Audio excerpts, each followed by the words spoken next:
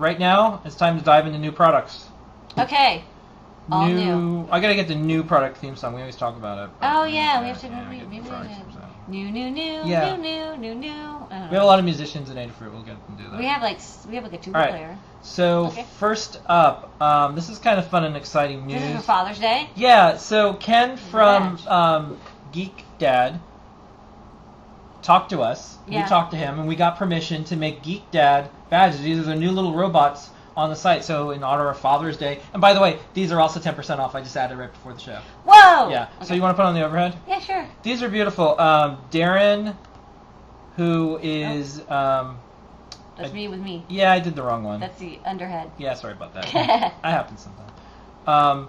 There's a G. So this is the Geek Dad logo, and for Father's Day they wanted to have badges available. Yeah. And is there a Geek Mom logo too? They're working on it still, right? I think so. Yeah, there's a whole big Geek Mom, Geek Dad community all on Wired. They have the Wired design site. But this is the first one that we have, and this is a little robot with a G on it.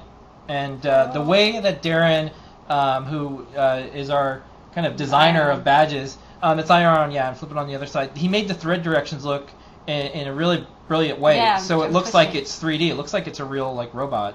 It turned out great. And his facility, which is in New Jersey, USA, is solar powered, and they use environmentally Not friendly. New Jersey, Canada. Yeah, environmentally friendly inks and threads, and they're very earth friendly, and you can get super cheap embroidery around the world. We get it at a fair price, at great quality, and these will last a lifetime, and it's important to us. Yeah, they're super sweet. So we really like it. These are nice. Next up. All the badges are beautiful. Yeah. Next up, this was a special request from a lot of people. This was you want to just talk about this? Yeah, This sure. is all you stuff. I'm just going to go over Yeah, now. you just go over there. I'm going over now. Go over there. So this is the kit for the I2C character LCD shield with a keypad. So we made this really nice Arduino shield because people were asking us for a simple way to add a character LCD and a keypad without using all the pins. So what's really nice is it controls the LCD and 5 buttons using only the I2C pins, and it works with, I think it should even work with the Leonardo. It works with the Arduino and with the Mega R3s, and you just plug it in, and they can even drive RGB LCDs, so we have these really nice full color background LCDs. Then we were selling them with the LCD as a pack, because we thought it would be really only useful if you have the LCD, and also we don't guarantee it works with any LCD out there. Only the ones we've tested, we know for sure they work. Yeah.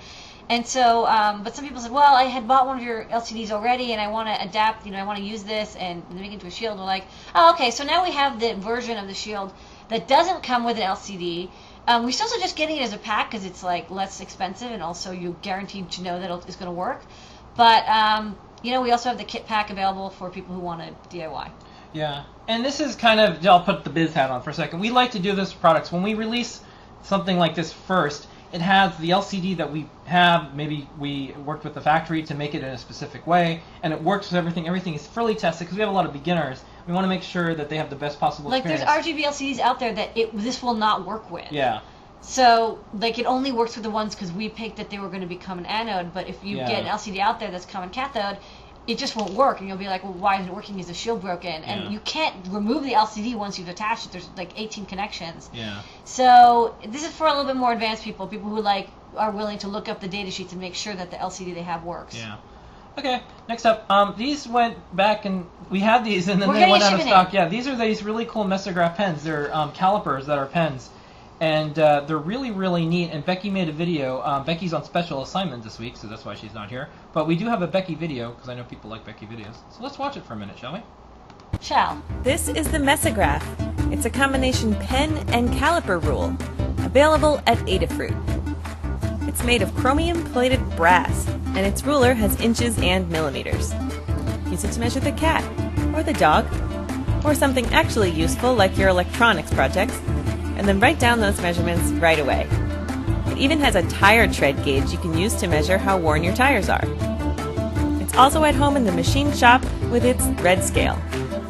We think it's the perfect workshop companion and hope you'll agree. Okay, and speaking of Becky, We got the Ohm Sweet Ohm cross-stitch kits back in stock. They instantly sold out, and you want to grab that pillow? Oh, yes. Yeah, I love pillow. Careful. Yeah, I'm careful. Yeah, we got a lot of stuff going on tonight. So this is the pillow. Let me make sure I do this right before I go over. Okay. This is the pillow, and this is what you can make with it. Ohm Sweet Ohm. Yeah, she made me this pillow. Kit. I sleep with it at night, and I hope that the information will get into my brain. Maybe I have to get the Neurodreamer mask. Yeah. So that's back in stock now. And a couple photos. This is the stuff that comes in the kit. Yeah, we got these kits back in stock pretty fast. They're super popular, and they're totally beautiful. So if you've ever wanted to learn how to cross stitch, or if you just, you want to chill out and just do something for 40 hours, this is a really good project to do. And that's Becky's dog. And it's a good beginner cross stitch kit because it's very rectangular. Yeah. Like some kits are like, here's a unicorn in front of like a willow tree with a fountain, so there's a lot of dithering. Yeah. But this one is nice solid colors all the way through.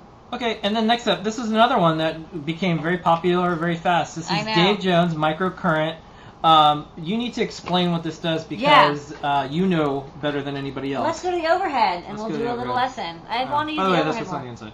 I want to use the overhead a little bit more. Yeah, because it's important. More? Yeah. Okay. It's overhead time. So, when you have to measure current, there's only really one way to measure current. Well, you can use it with the inductive loop, but pretty much like the way you measure current is you have a resistor, and then you measure the voltage. And then if you know the resistor, because it's like a 1% resistor, you can. Hey Phil, can you get rid of the top thing because it's not as. You want to get rid of this? Yeah, because it's in the way. You measure the voltage, and if you know that it's like a 1% resistor, then you use your V equals IR, and then I equals V divided by R, and then you know R, and you know the voltage because you've measured it. Then you can tell how much current is going through here. So this is awesome. So let's do an example. Let's say we have R equals 1 ohm, because it's a nice even number. And then we have the current is 1 amp. That means the voltage is going to be 1 volt. And then let's say we have the same resistor, but now we have 10 amps. Okay, well wait a minute, now we have 10 volts. Well, that's a lot. First off, because that's a lot of dissipation going through the resistor, but also because that's the burden voltage. That's the voltage that's going to be dropped across this resistor. So if you want to measure really high currents, you don't want to use a 1 ohm resistor. You want to use like a 0.01 ohm resistor, because then you'll get back to something more reasonable like 0.1 volt, which is actually not a lot of burden voltage. Like if you have a 12 volt power supply and you're measuring 10 amps that's being pulled through it because you have this massive LED project, well, 1 volt drop isn't so bad. So you'll usually see 0.1 ohm resistor, 0.01 or 0.1 ohm resistors for current sensors. So with this in mind, let's say you want to measure a really small amount of current. You want to have a really big resistor, right? You want to have let's say the current is 1 milliamp.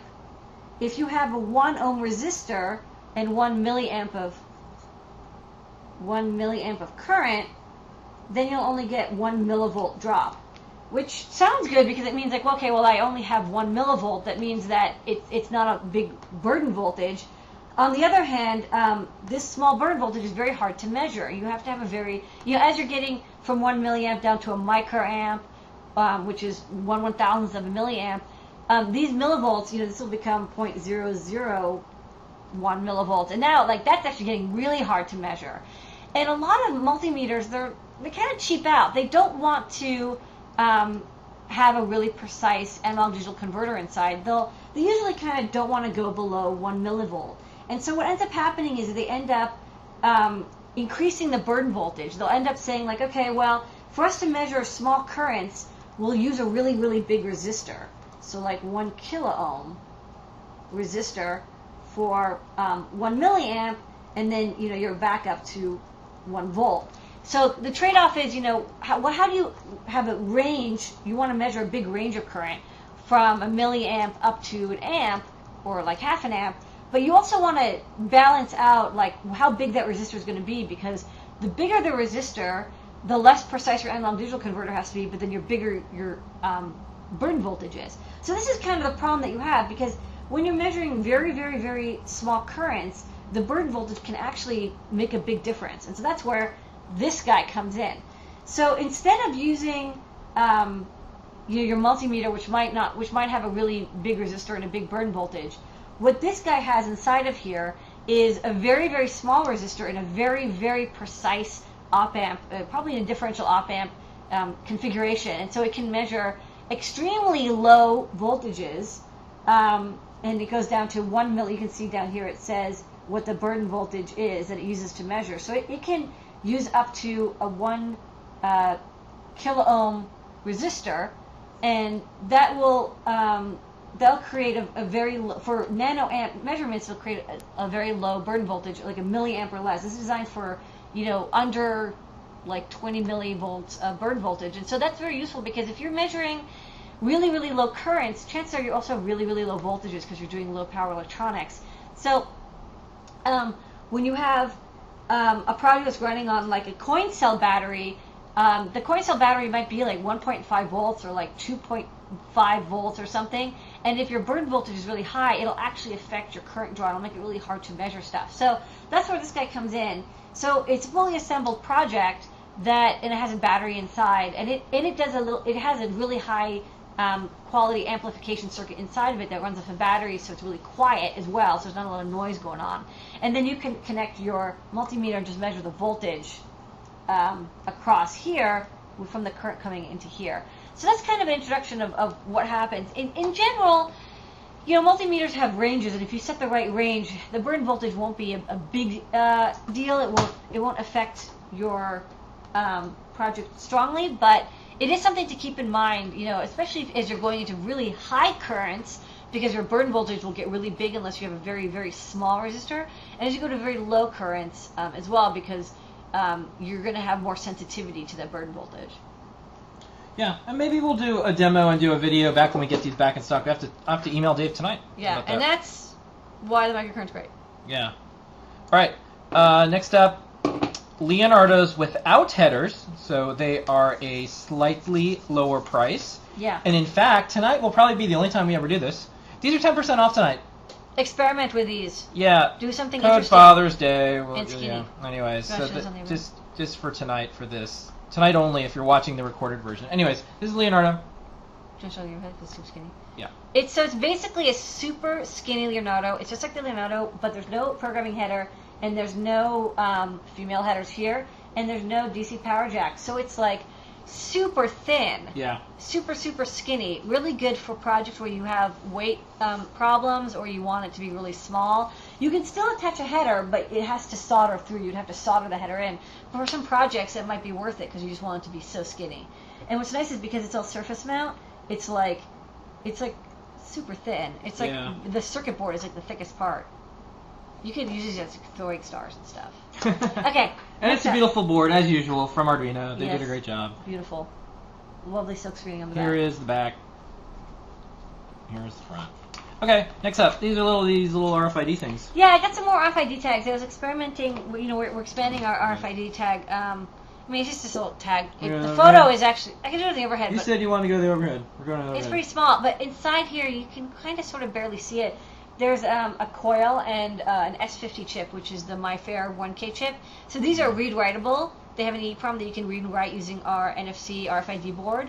Not all RFID readers can write and read to the memory contents. It also has a 4-byte permanent ID in it. And it's kind of just a tag. I thought it would be useful for some projects maybe where you wanted a really small tag. Yeah.